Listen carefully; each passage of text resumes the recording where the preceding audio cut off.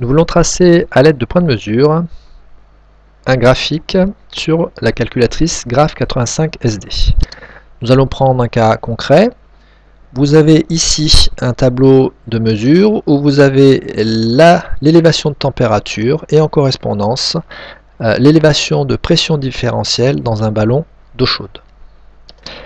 L'énoncé nous dit de tracer l'évolution de l'élévation de la température delta-θ en fonction de la pression différentielle Pdiff.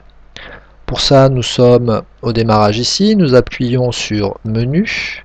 Ensuite, nous allons dans la partie Statistiques et nous exécutons. Nous allons remplir deux colonnes, liste 1 et liste 2, en faisant bien attention à l'ordre. Sur liste 1, nous allons mettre ce qui est sur l'axe horizontal, l'axe des X, et sur liste 2, ce qui est sur l'axe vertical, l'axe des ordonnées. Ici, d'après l'énoncé, on nous dit qu'on veut tracer l'élévation de température delta-θ en fonction de Pdiff. Si c'est en fonction de, ça veut dire que delta-θ va être sur l'axe vertical et Pdiff sur l'axe horizontal. Donc nous commençons par remplir liste 1 ici par la pression différentielle. Nous commençons sur 29 et nous faisons exec, ainsi de suite. Je vous retrouve à la fin. Une fois la première colonne remplie, je vais sur la seconde et je continue avec 5, ensuite 15, on se retrouve à la fin. Une fois les deux colonnes remplies, ici nous allons sélectionner Graph. Nous appuyons sur F1, nous sélectionnons Graph 1 et nous voyons notre graphique se faire. Pour bien vérifier que nous avons sur X P différentiel et sur Y delta-θ, nous pouvons utiliser ici l'outil. Alors ici nous allons faire Shift et nous accédons à tout ce qui est en jaune ici. Donc ici, trace.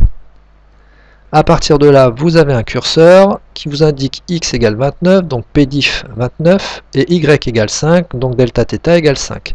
Nous pouvons aller de point en point, comme ceci, par exemple Y égale 35, et ensuite X égale 205.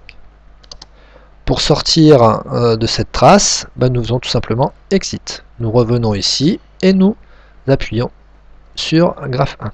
Alors maintenant, nous allons répondre à la deuxième question. Modéliser la courbe obtenue. Modéliser, ça veut dire tout simplement choisir quel style de courbe nous allons utiliser pour avoir une équation mathématique de delta-θ en fonction de Pdiff.